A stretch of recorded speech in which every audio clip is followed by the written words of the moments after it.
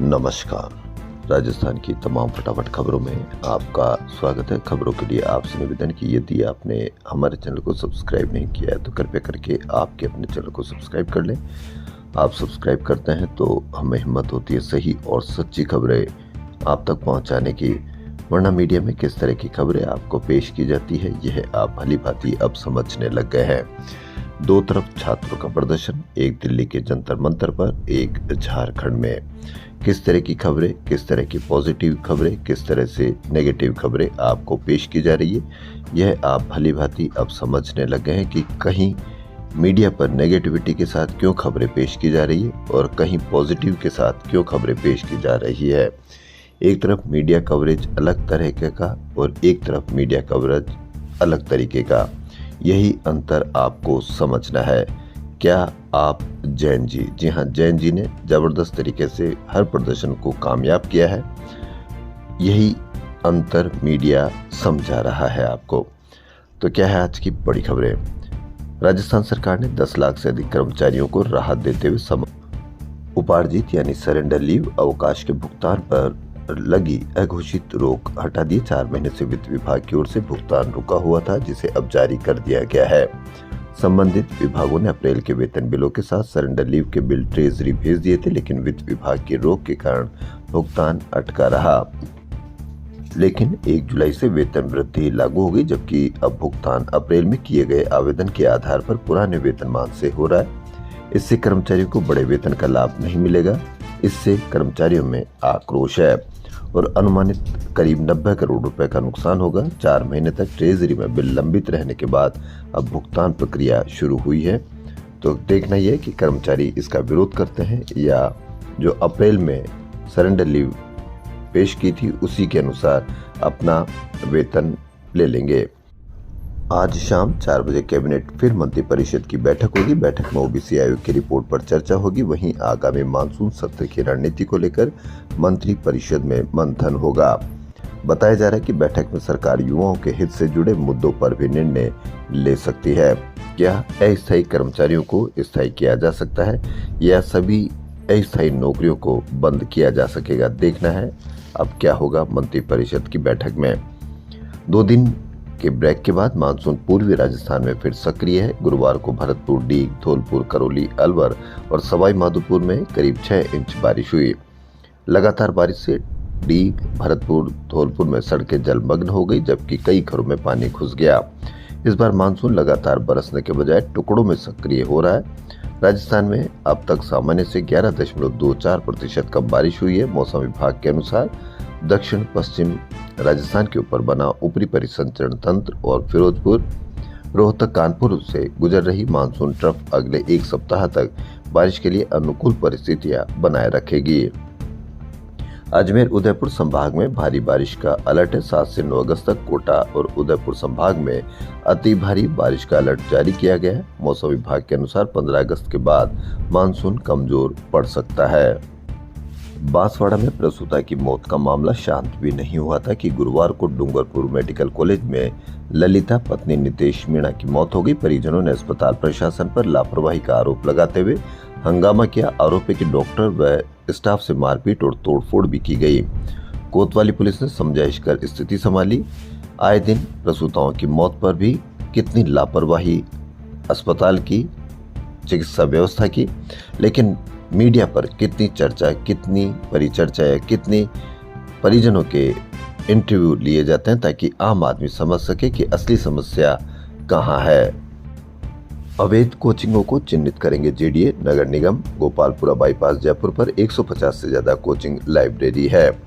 Coaching hub बनने के बाद भी ये कोचिंग हब गोपालपुरा बाईपास पर लगे हुए हैं, बने हुए हैं। अब देखना यह है कि कितनी जल्दी इन पर कार्रवाई होती है और आम जनता को जाम से राहत मिलती है। सांवलिया जी में कर्मियों को बिना जेब के कपड़े। श्रीनाथ जी में नई कमेटी की तैयारी की है। चढ़ावे के हिसाब से पारदर्शिता रखने के लिए प्रमुख मंदिरों में नवाचार, लेकिन जब कर्मचारी खुद के ही राम मंदिर चंदा चोरी में शामिल पाए गए तो बिना जेब के हो चाहे किसी भी प्रकार की पारदर्शिता हो, जब कर्मचारी खुद ही उसमें शामिल होगा तो किस तरह से रोका जाएगा चंदा चोरी या इस तरह के दान पात्र में चोरी। इस पर भी आप अवश्य कमेंट करके बताएं। यौन उत्पीड़न में दोषी आसाराम की मेडिकल बेल पर सुप्रीम कोर्ट में सुनवाई हुई। इसमें सुप्रीम कोर्ट ने जमानत देने से इनकार कर दिया।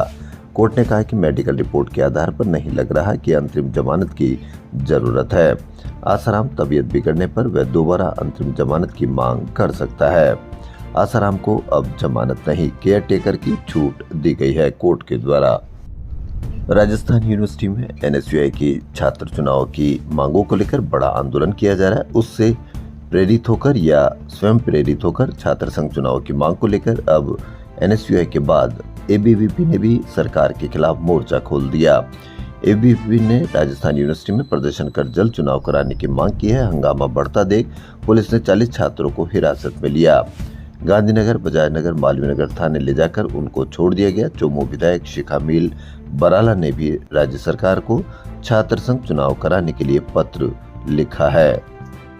राजस्थान में छात्र संघ चुनाव बहाल कराने की मांग को लेकर पिछले कई दिनों से आंदोलन जारी है। एनएसयूआई पहले ही प्रदर्शन कर चुकी है, जबकि कई छात्र नेता आमरण अनशन और धरना प्रदर्शन कर रहे हैं। वाल्मीकि सेना, सामाजिक संगठनों व ट्रेड यूनियनों के संयुक्त तत्वाधान में सफाई कर्मचारी संविदा भर्ती के विरोध में गुरुवार को शहीद भागचंद पार्क में अनिश्चितकालीन धरना शुरू हुआ। जयपुर सहित विभिन्न जिलों से आए सामाजिक कार्यकर्ताओं ने शांतिपूर्ण प्रदर्शन करते हुए मांगे पूरी होने तक आंदोलन जारी रखने का ऐलान किया। धरने में भोला उमरवाल, गोपाल चावरिया, धर्म चावरिया, सुरेश जेदिया सहित अन्य गणमान्य उपस्थित रहे। अब देखना ये कि सफाई कर्मचारी संविदा भर्ती अनिश्चितकालीन धरना शुरू होने के बाद संविदा भर्ती में कब तक इनको राहत मिलती है और स्थायी भर्ती इनके लिए की जाएगी। जयपुर के सवाई मानसिंह स्टेडियम के स्विमिंग पूल में गुरुवार से शुरू हुई 42वीं सब जूनियर राष्ट्रीय तैराकी चैंपियनशिप के पहले ही दिन 2 नए राष्ट्रीय रिकॉर्ड बने।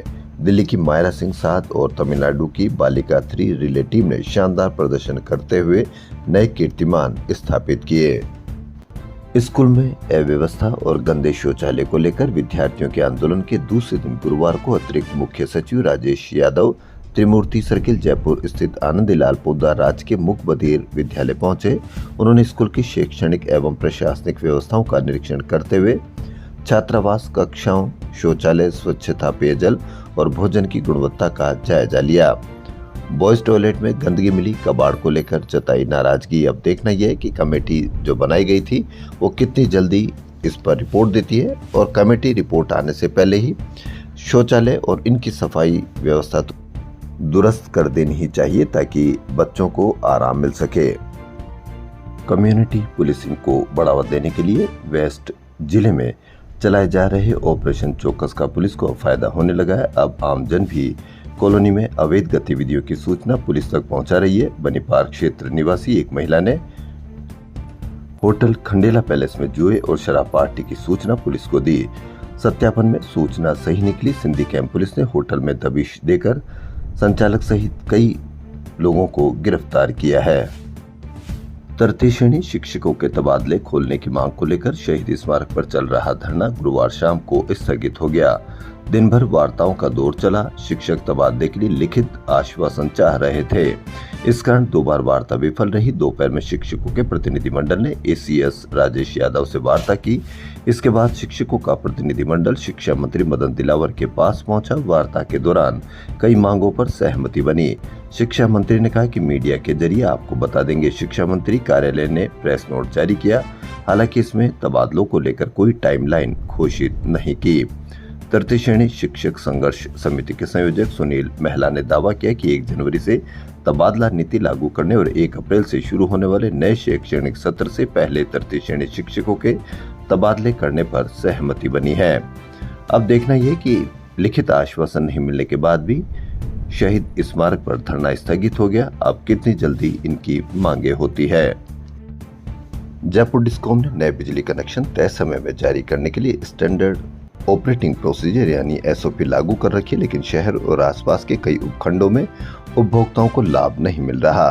घरेलू, कॉमर्शियल, लोड एक्सटेंशन और अन्य श्रेणियों की करीब 1148 फाइलें जयपुर शहर उत्तर एवं दक्षिण सर्किल में लंबित है। कई मामलों में उपभोक्ता डिमांड राशि जमा करा चुके हैं, इसके बावजूद पोर्टल पर आवेदन ऑन होल्ड या पेंडिंग पर है।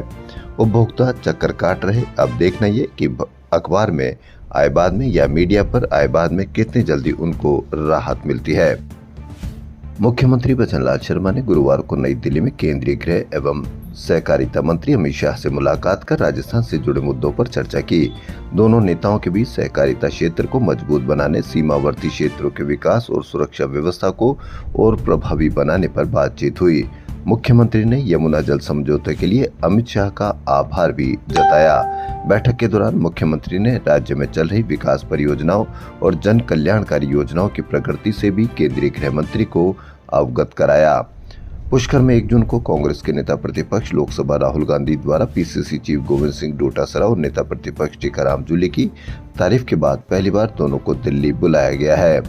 डोटासरा और जूली गुरुवार सुबह दिल्ली पहुंचे। दोनों ने पहले राजस्थान प्रभारी सुखजिंदर सिंह रंधावा से उनके आवास पर भेंट की। उसके बाद शाम को इंदिरा भवन में पार्टी महासचिव केसी वेणुगोपाल व अन्य प्रभारियों के साथ मंथन हुआ। इसमें आगामी निकाय चुनाव, पंचायती राज संस्थाओं के चुनाव और पेपर लीक पर आगामी रणनीति व पार्टी संगठन के नेताओं के बदलाव के मुद्दे प्रमुख रहे। निकाय चुनाव में अगर आपका नाम वोटर लिस्ट में नहीं है तो वो अब भी जुड़ सकता है। नाम निर्देशन पत्र प्रस्तुत करने की अंतिम तिथि से 10 दिन पूर्व तक प्राप्त आवेदन ही निस्तारित होंगे।